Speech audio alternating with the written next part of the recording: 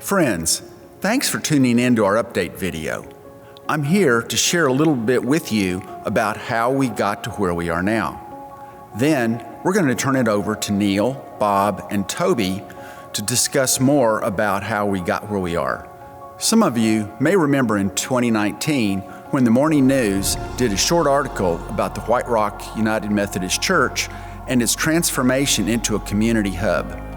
After Reverend Deborah saw the story, she reached out to the church and arranged a meeting with herself, Steve Lilly, and a church representative, Neil Moseley. From there, the Increased Revenue Committee toured the White Rock facility to see for ourselves what had been done. Then, in January of 2020, the East Dallas Board Retreat was held at White Rock and included a tour. Neil, one of the main leaders at White Rock, and now leader of the church Cartographers, came to our all-committee meeting in September of 2020 to present a possible new vision. The board approved entering into a partnership with the church Cartographers.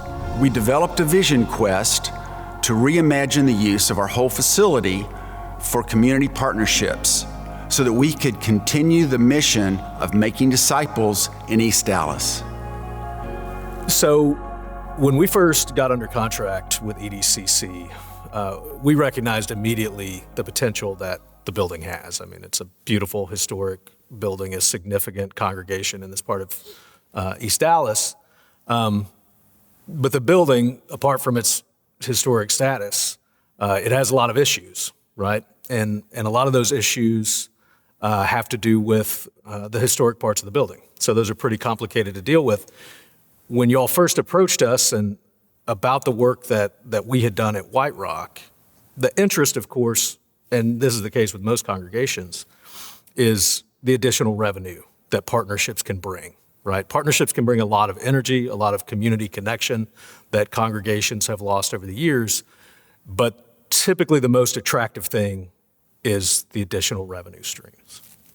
And so that's, of course, our starting point. We look at the building, we assess it.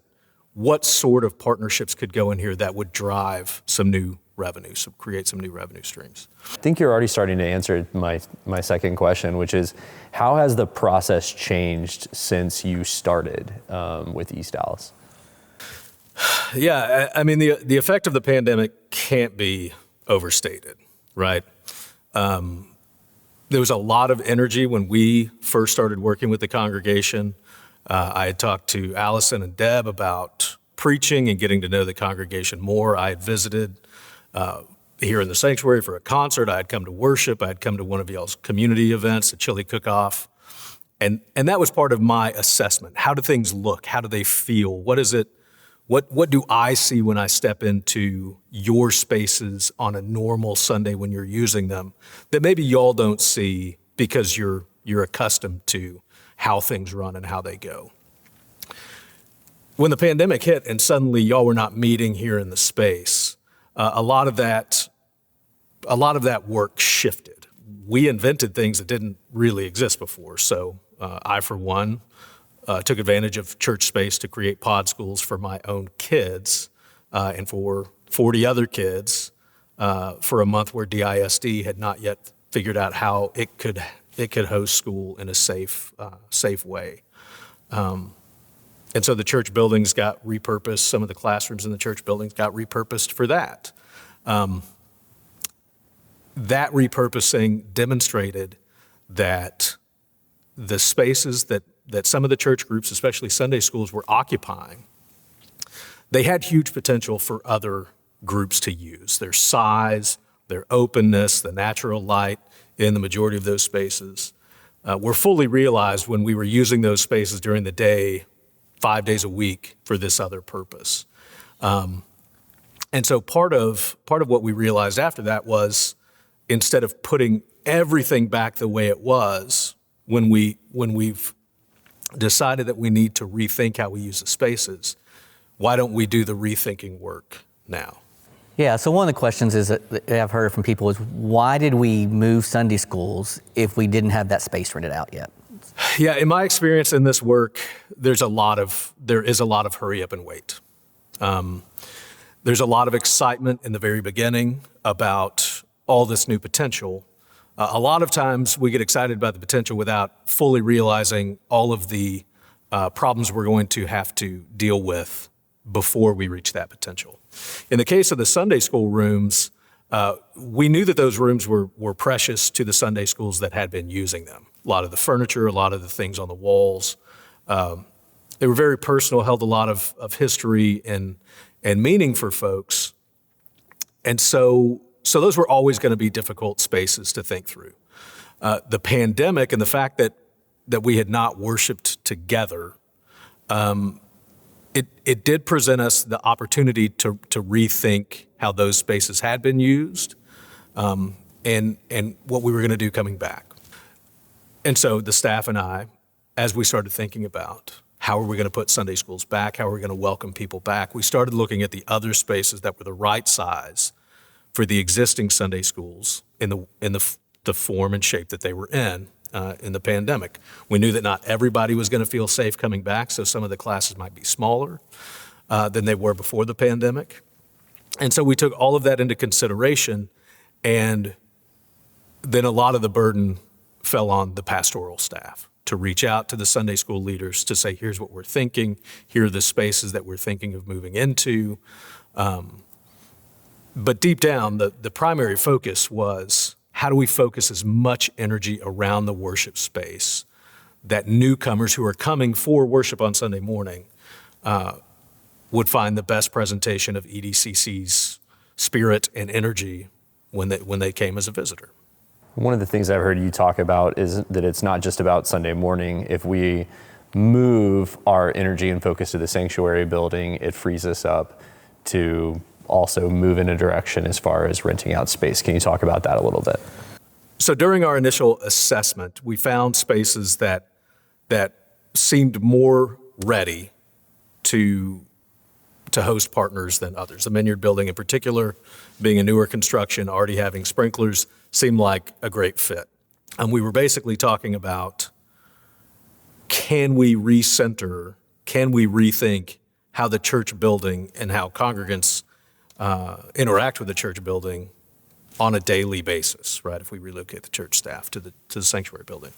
But the potential that presented with the Vineyard building being probably the most leasable space as it is, right? The Great Hall is a great open space. It used to be a gym, and certainly for connecting with young families, kids in the neighborhood, a gym space would be super important.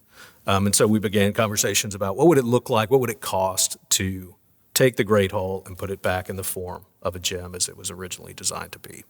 Also with the church office space, that main hallway, and then the second floor, how could those be used as officing or classroom spaces or what have you for other partners?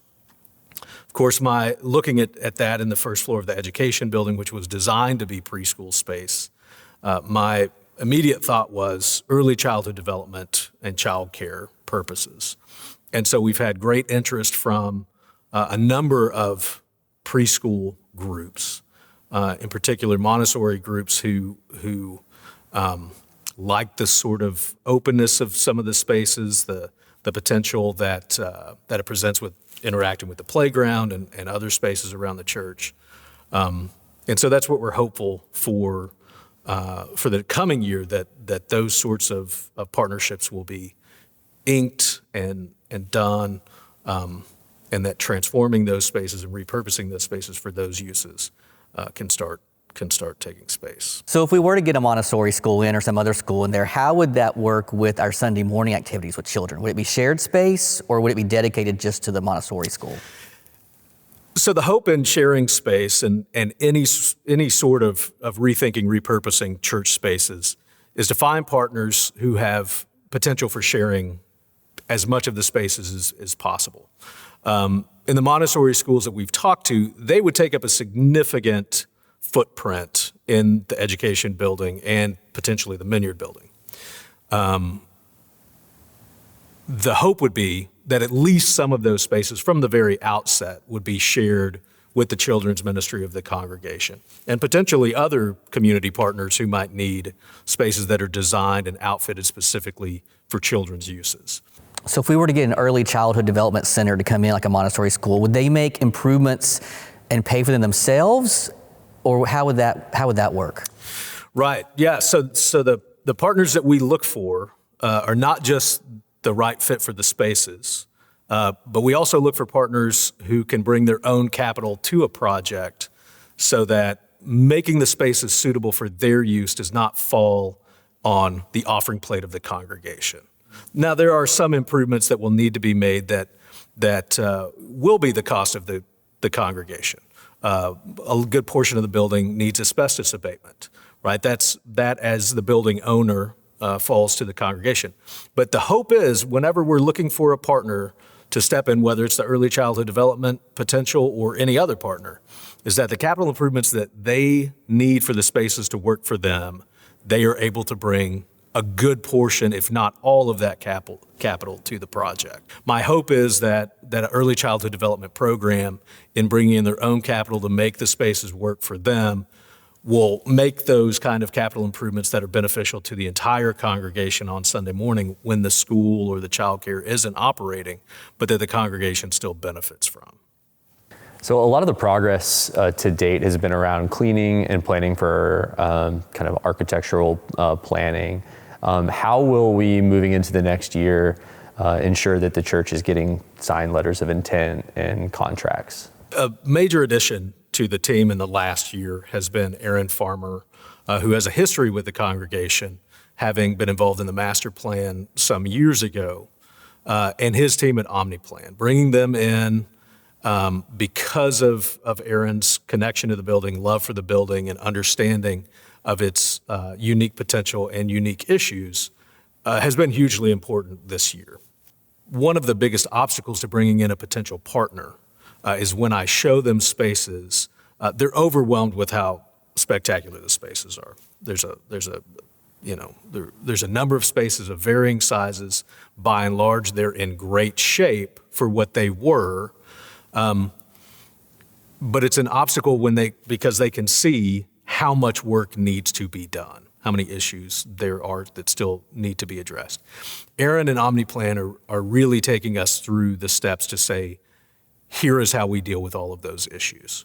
So the hope is that as we're doing this work and we're clearing them out and getting them down to a good starting space for potential partners to envision how it will be reshaped, rethought for their use, that more and more will commit to partnerships in the spaces themselves. And I think that's going to be a good portion of what this year's work is. Can you walk us through with an example potential tenant, whether it be someone that would look at the Minyard building and a new gym, or a school looking to move into the education? What does that look like to get to the point where we have a signed agreement? So to use an example that's relatively clear and I think everybody will be familiar with is the YMCA. So the YMCA has sports leagues of all kinds. And I've worked with them at other congregations where I've worked. At White Rock, they rented our gym space for multiple seasons throughout the year, and they paid a gym use space for that, shared in the cost of custodial, as well as every couple years would contribute to the cost of refinishing the floor. They paid for the installation of additional basketball goals and things like that. So getting a deal with the YMCA, if we're talking specifically about the Great Hall going back to a gym, so the process there is reaching out to the YMCA saying, are you still interested in gymnasium space? Are you at capacity? Do you always need more? And the YMCA said, absolutely, as soon as there's gym space available, let us know. We'll want to see it. We'll want to contribute to it. We'll want to be in it. We'll want to use it. So the next step was getting a contractor in this case, a couple contractors, to come in, look at the space as it is with the Great Hall, and think about all of the necessary steps it will take to get it back to gym form, right? So when the gymnasium was made into the Great Hall, there were changes made to the walls, to the lighting, to the ceiling, all sorts of aesthetic changes. There's carpet covering the wood floor. So we got some bids from contractors as to what they suspect it will take to get it back to being a gym. Once the church leadership determines, yes, this is the direction we want to go, we want to do the work to get it back to a gym space, then we would talk to the YMCA again, say here's what we're doing, here's our project, and you are a key reason for us justifying this expense is that we think you are going to be a partner in this space for the future. And so the steps are sort of ideation with the congregation. What can this space be? Then what does it take construction-wise to get it to be that space? Talking to all the individual partners like the YMCA to say, what would you pay us? How often would you use it? All of that, so we can get an estimate of the revenue that would be brought in. And then the church leadership looking at that and saying, yes, this is worth the investment, the short-term investment to have it made back into a gym. And then we sign a contract with the YMCA. Once they've seen the spaces, we sign that contract, and for whatever seasons they need, it's appropriate for them to use it for. I mean, one of the exciting things about this is just getting people in the building, right? And the synergy that would come with that. How do you picture that would help the church? Like, we would interact with some of these groups and how would it help us grow as a congregation? Toby, that's a great question. And ultimately, that's why I shifted from sort of typical church ministry to doing this kind of work. There's so many church buildings, so many congregations that once thrived, especially in urban settings, who are surrounded on all sides by neighbors who need a faith community, who they may not quite know it yet. And a lot of times the thing that's really missing is the introduction.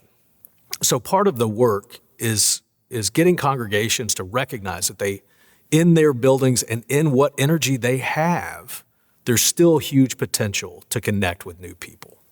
And there's so many people. I mean, if you look around this neighborhood, there's so many folks new to the area, but so many folks who have been around for generations too. And so finding ways to open the building, letting the community use it, know that it's here, being invitational and hospitable when people come in for the first time. Those are all keys to really making those connections. As a congregation, you know, as I've heard the history, y'all have done a lot of those things for generations. I think the way to do that is through partnerships, is letting other groups come in, use the spaces. They're extraordinary spaces. Help pay for those spaces so that the entire burden of the campus is not on the membership and the offering plate, but sharing in the burden of those expenses with partners, and then seeing what the neighborhood will do with it, right? And as the congregation, as the church staff, being hospitable, listening, getting to know folks, building relationships, building trust. That's how folks for whom EDCC has been in their traffic pattern, has been their neighbor, but has not had a personal connection. That's how we build those personal connections. That's how we make it an integral part of their lives. So if we're able to get these partners in, what does success look like? So I'll speak from my experience at White Rock Methodist. That building was not as big as EDCC's building or campus. But it was mostly empty during the week. And after we spent a couple of years doing this work, reaching out, building partnerships, what we experienced and what your leadership that came over and visited White Rock at the beginning of our relationship, what they experienced was just folks in the building all the time. Middle of the day, middle of the week, there are folks using the building, there's energy in the building, using it for all different sorts of things. I mean, it's multiple partners doing multiple different different things. It's their businesses, their livelihoods. It's childcare and programs geared towards kids of all ages. It's the congregation still working. It's the congregation members using co-working spaces and other things. But just in general, what success looked like at White Rock was the building active 7 days a week, right? That presents some interesting challenges. But altogether, ultimately, what we experienced was when the building was open, when the church staff and congregants were there during the week and they experienced that energy, were introduced themselves to new folks that they didn't know who were there for other reasons, they liked that feeling and they started to build relationships. They started to trust those folks. They started to know that if they needed something, if they needed a party at their home catered, they could talk to the caterer at White Rock, at their church. And we just started to build relationships that way. And that's ultimately what success looks like to me, is that the congregation, the neighborhood are building relationships with one another in the church spaces 7 days a week. We also experienced a huge increase in revenue from the partners that were in the building, which can't be understated. And we also experienced a growth in worship. So as we were learning to be more hospitable, more open and free in our spaces, it also helped us be more hospitable, open and free on Sunday mornings. We kind of got out of our own way of this is how we've always done it. We got out of some of our old habits, and we started to be open to new folks and listening to new folks and what they also brought to the table. And so success is a bigger, more energetic, better funded congregation. Thank you, Neil, for talking to us. This has been really helpful and informative. Yeah, thanks. Thanks, guys.